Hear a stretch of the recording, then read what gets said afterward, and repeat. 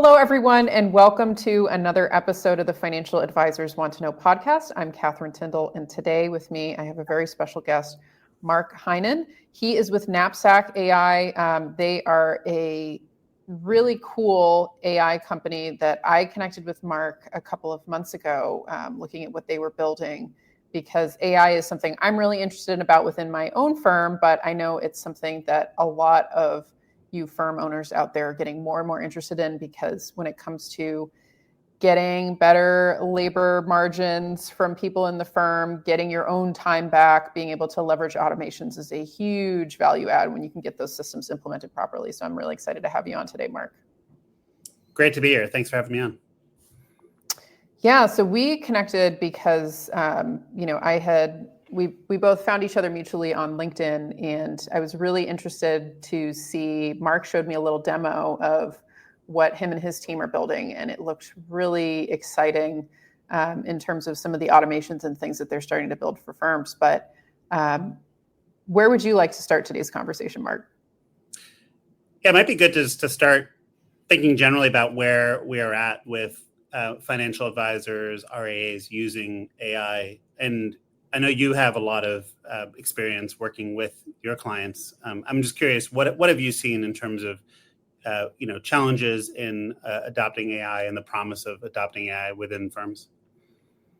Yeah, I think the biggest challenge, what I've seen in the advisor firms compared to, say, like in other professional services, is that the compliance environment is so much stricter in terms of their data security and making sure they're staying compliant with how client data is being accessed, et cetera, that it makes them a lot slower than other professional services style firms have to operate. So for instance, like within my firm, we were able to get AI implemented pretty quickly for certain functions like note taking and things like that, though we're exploring with adding more automations in. I know for a lot of the advisors, especially if they're with a brokerage, if they're IBD, it's really up to whoever they're with, allowing them to use certain tools, which I know certain AI tools have started to get approved by different brokerages. Like I know LPL just did an approval for Jump, which is an AI note taker. So it's there, but that just happened. Like that was like a month or two ago. So it's really, a lot of these things are just now starting to be even available as tools for them because of the compliance issues. But for those who have started using them, like some of the statistics and time-saving figures are so impressive. And I think one of the things that I'm the most excited at looking at some of these tools is just the fact that so much, even on my side of the house with the tax advisory piece, the amount of time that you can save by automating a lot of this, it's computers talking to computers, it's software talking to software, automating those pieces and getting the human beings out of it, it just becomes a way to really, 10x your business without having to add on a bunch of, other people in order to get there. So that's what I've been seeing so far. It's been kind of slow, but more and more interest. I think it's going to continue to be kind of slow and laggard, probably just because of some of the age demographics, broadly across the industry. That's what I would expect to see. But in terms of like younger advisors picking up AI, I think once, especially for the RIAs, depending on how big they are, if they're smaller and they're, you're your own chief compliance officer kind of setups, they're going to be way faster with implementing these tools than, say, like your bigger RIAs, where it has to go through multiple layers and implementation could be tougher. But has that been what you've been seeing, Mark? Yeah, absolutely. I think there are a couple different dimensions to this. I think the first dimension is really around, I think of it as really as a productivity and a capacity problem. We have a situation where, as you covered with Jason Diamond on a previous show, the average age of financial advisor is quite high. I think the last stats I saw was about 20 or 25% of financial advisors are at or above retirement age. And then the issue is that the new advisors have a very high failure rate. I think 72% of new advisors, basically abandon, are not able to make it. And so you have this issue where it's hard to bring people on to grow your practice to meet the demand, and there is a lot of demand, and the demand is growing with the great wealth transfer and with an aging population. We have more demand than ever before. So it's interesting that we have this capacity problem, and so I think this is where AI can play a major role in streamlining your mid-office and back office to allow you to be more efficient with your time, and B, if you're a young advisor, to actually have a higher success rate in terms of having best practices baked in terms of using AI to automate key pieces of your work. So I've definitely seen that. In terms of the key entry points for advisors to start using this, I think I have seen, in terms of what's promising, AI note-taking is definitely the greatest entry point, because we all do meetings, and the client interactions are sort of core to what happens when, it's core to the job, effectively. It's where you get to know your clients, where you really understand how to, make sure that you're doing them a great service. Ultimately, the challenge with those AI note takers has always been compliance and data security. If someone is an RAA, you have a number of regulations you need to meet. You have books and records. You have a lot of concerns around making sure that it is stored. You don't want to be uploading client information into multiple clouds. With note takers, you actually have 3 different clouds. You have the actual app provider. Then you have the transcription service, and then you have the AI cloud in the back end, and your client data is being shared to all 3 of those. And so you mentioned Jump AI. It's a great example, right? Jump AI, SOC 2 certified. They've made sure they are themselves certified, but they do share all the data with OpenAI, and you are trusting it is on the OpenAI cloud, and OpenAI has its own agendas. And so you'd have no security there. And that is not sufficient for a number of advisors we talk to. And so that is actually a big concern for AI note takers in general. And this is where we saw a big gap. And this is where we, as Knapsack, realized we need to address this. The promise is great, but the compliance concerns are also significant, and we need to make it compliant. And then finally, I think you talked about sort of, it needs to be easy. We really want to provide an easy button where people can use things immediately without having to learn a bunch of new stuff. And we wanted to make sure it's turnkey. So ultimately what we did is, first of all, made sure it's completely private and compliant. So we're starting with a note taker, something that everyone understands. And we do the transcription privately. To be clear, it's on device. And we also do the note taking privately. In the cases we do access cloud, the data is deleted immediately once it reaches the cloud, something OpenAI does not do. So this is something that we have arranged to make sure, we have complete privacy and compliance. In terms of the notes themselves, we have the option to delete the recording right away. That was a concern a lot of our clients had. And then the transcript itself can be stored. The 5-year requirement for a lot of people who have the books and records concern, and that you have full control over storage of the transcript. So that has been a big unlock for a number of our users. And then we realized that, well, actually, once we actually have synced up with your data, we can actually do so much more for you. So because we are private, people trust us to sync their email, calendar events, and Drive, and ultimately we can implement a lot more automations on top of that. We call them naps, and make life a lot easier for the advisors. Yeah, that's great. And then in terms of, I think for most people, like one of the biggest advantages that I've seen with the AI note-taking tools is like coordinating with other team members and them having access to being able to be in the same meeting as me without having to spend the time and, review something that a client said. How has that been, that kind of functionality worked with NAP? Yeah, it's definitely, that coordination piece is a big benefit to using these kinds of tools. So, first of all, I'll just state the obvious. If you record a transcript and you share the transcript, people can see what's happening. Even better, you can share notes and people can have notes available. I think it gets to a more fundamental issue, which is, we've been using CRMs now for, a couple of decades, and CRMs seem to be, people have a love-hate relationship with their CRM, it seems. It's something people feel compelled to use because of compliance concerns. They want to collaborate across the firm, obviously. But ultimately, entering data in the CRM is never fun. It's just difficult, and often it's not done. And then you enter into a different problem where it's incomplete, so you don't know what's done and what's not done. And that's always an issue.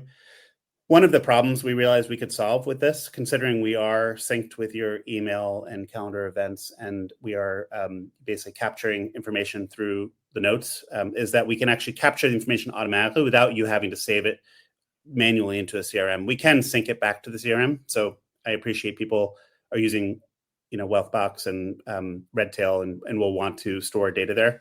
But ultimately, you don't have to enter the data. It just automatically syncs. And more importantly, if an auditor comes by and says, I want to read out of your last 6 months of client meetings, it's all automatically saved, within Knapsack. And you can also run auditor automations to basically generate that reporting without too much trouble. So it's really automating a lot of that back-end work that has typically required entering manual data into a CRM.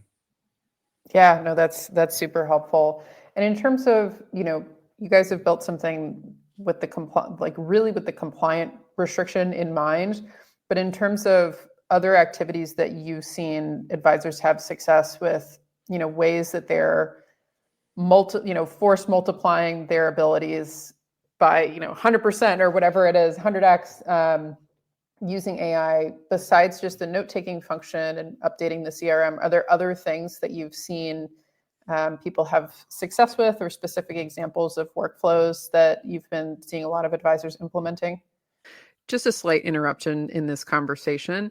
I wanted to bring to your attention two things that are important for you to know. So we're always at the mercy of social media algorithms. So if you can subscribe to the show, that would mean a lot to me. Even more to me if you can leave a rating and let me know what you think about it. But we have a new newsletter that's coming out. It's going to be very active in 2025. That is specifically around tax issues that I'm seeing advisors face in their own practices, changes in legislations, and the pieces that I think are critically important for you to stay ahead of as an advisor with the new administration. So nearby, wherever you're interacting with this, will be the link of how to sign up for our newsletter. Also nearby will be the link to my LinkedIn, which is the best way to get in touch with me, learn more about what we're doing for advisors in the tax strategy and compliance work that we do, and also to get access to the various tools and interviews and things that I do, specifically designed to help you improve your practice, improve your own tax situation, etc. So let's get back to the episode, and thanks for tuning in. Yeah, absolutely. Well, I think of it in terms of the funnel, right? So top of the funnel, a lot of people want to do social media posting and newsletters to generate leads, but they have trouble, making time to do that. There's also a compliance concern. They want to make sure those are compliant. We have created an automation to enable that, to effectively automatically create very intelligent, posts and newsletters that are not just taking what's out on the internet. It does include that, and that's what you might get if you use ChatGPT, for example, but also draws from your emails, calendar events, your data. So it's completely personalized. And so much higher quality. And that then gets, your top of funnel going. We are also enabling personalized monthly updates. And so, a lot of people send monthly updates, the same monthly update to all their clients. Here, you can actually do a certain level of personalization, which, seems to be what people want. Seems 70% of clients surveyed want a personalized recommendations from their financial advisors regularly. So I think that would make people more effective. There's also an automation around lead scoring. So ultimately, you really want to see money in motion, see what leads are out there, and try to score them based on information available on the web, and also scan your inbox for leads.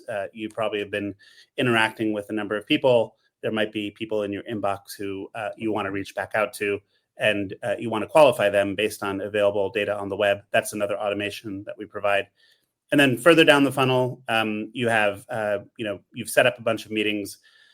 Ultimately, you can then do meeting prep. And so you can effectively make sure you're fully prepared for the meeting. There's been some great podcasts. Kits did a great podcast on great meeting prep, doing 20 meetings a week. That's generally a good thing to spend more time with your clients, but being prepared for those meetings is important. So we automate that meeting prep, obviously automating the note taking, allowing you to take your own notes, augmenting those notes, and then automating the follow-up. So, onboarding a new client is typically very time intensive. There are certain things that you need from the client. You then take those things and generate an initial set of recommendations or a financial plan or a financial summary. Now, those are things that we have created automations for as well. Those automations can be customized if people would like to customize them. And then, further down the funnel, it's really making sure that you're staying in touch.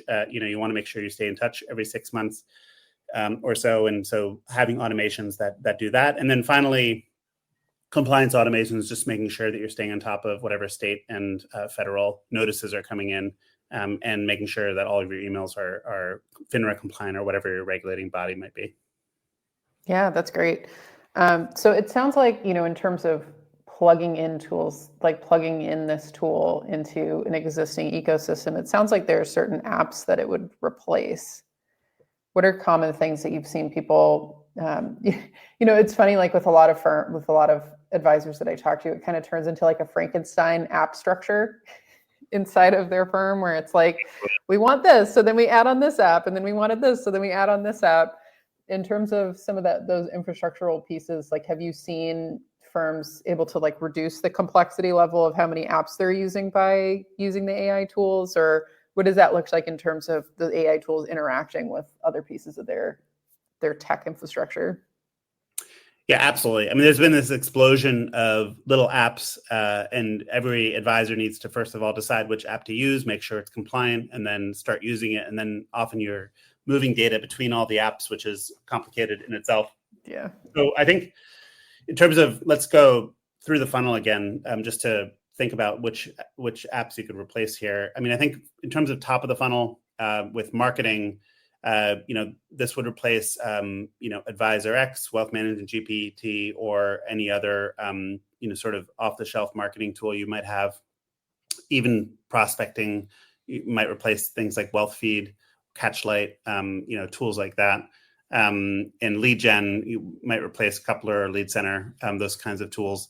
In terms of sales, in terms of actually getting your sales motion going, I think we're really talking about replacing your Zoom note taker, whatever other note taker you may be using. A lot of people I've learned from spending time with them are actually using Microsoft Word. I heard of one person dictating into Microsoft Word for their notes after a meeting, sending Word documents back and forth. This would actually reduce that as well.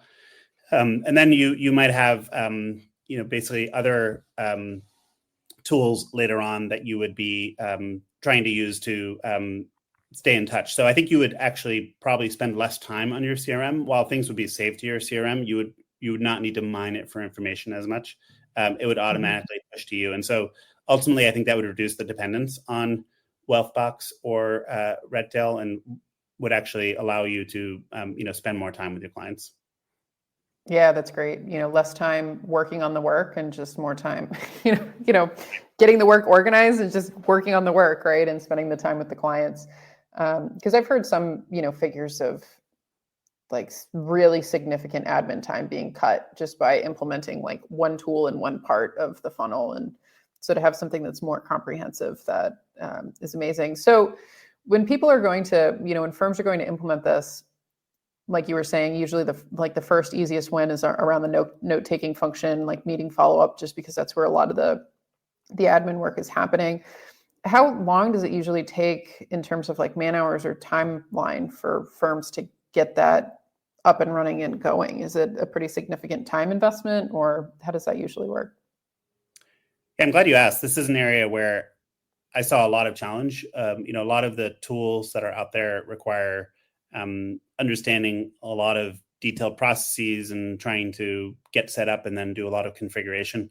We set this up where it's a desktop app that you download and you get up and running right away. You connect your your work account, whether you use Microsoft or G Suite, Google Suite, and you are up and running immediately with initially an AI note taker, and then you can add on the other automations without having to configure very much. And so the idea is you're up and running within 20 or 30 minutes, and you can start using it across your team.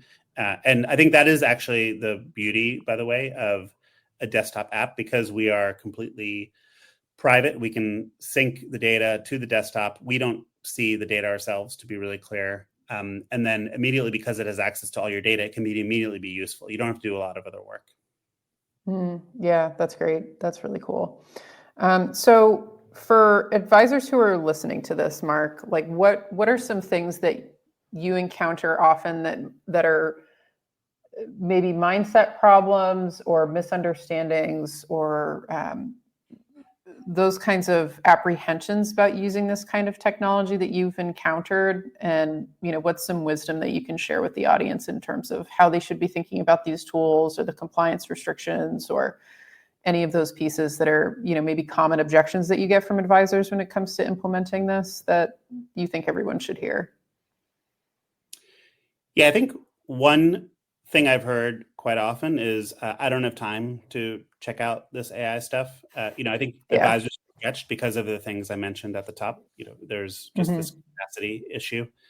And this is a situation where, a little investment in optimizing your workflow and actually increasing your productivity will go a long way. It really is similar to learning about email in the late 90s or, learning about some of the CRM tools in the 2000s. This is something that you need to make a little investment in now, but it will pay off over and over again. And I think ultimately, because